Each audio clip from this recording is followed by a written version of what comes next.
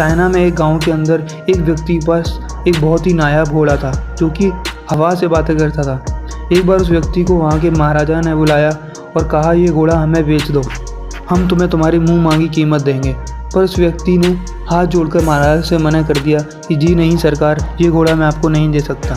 तभी बहुत सारे गाँव वालों ने उसे कहा, हे बेवकूफ़, तू इस घोड़े का क्या करेगा, उन महाराजा को बेच दे जिससे तुझे बहुत सारे पैसे मिलेंगे। तो उस व्यक्ति ने उन गाँव वालों से हाथ जोड़कर कहा कि हमें ये घोड़ा नहीं बेचना है, कृपया आप अपने अपने घर चले जाएं। फिर एक दिन वो घोड़ा उसके घर से भाग गया। तो गांव वाले लोग फिर से आए और फिर से उसको सुनाया, ये बेवकूफ़, तू अगर इसे घोड़े को बेच देता तो तेरे पास आज लाखों रुपए होते। ये कहकर गांव वाले फिर चले गए।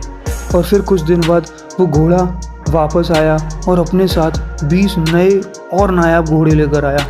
दोस्तों गांव वाले फिर आ गए और उन्होंने कहा कि हमें पता था तुम इतने भी बेवकूफ़ नहीं हो, ज़रूर तुम्हारी कोई ना कोई चालाकी थी इसके पीछे।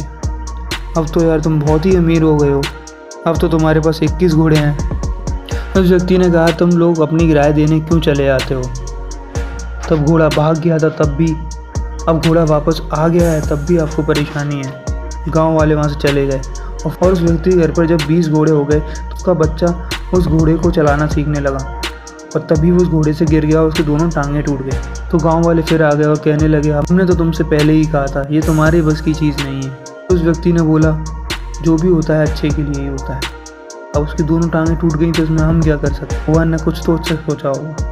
तभी उस गांव पर उसके पड़ोसी गांव ने उस पर हमला कर दिया और तभी राजा ने उस गांव के हर एक नौजवान व्यक्ति को वहां से बुलवा लिया और उसे अपनी सेना में भर्ती कर लिया। और उस व्यक्ति का बेटा बच गया क्योंकि उसकी टांगें टूटी हुई थी, इसलिए वो सेना में नहीं भर्ती हो पाया।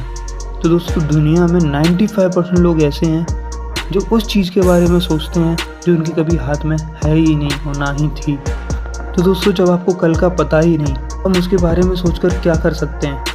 हमें आज में जीना चाहिए और ना ही उस बीते कल में जिससे हमें आज कुछ फ़ायदा होने वाला है।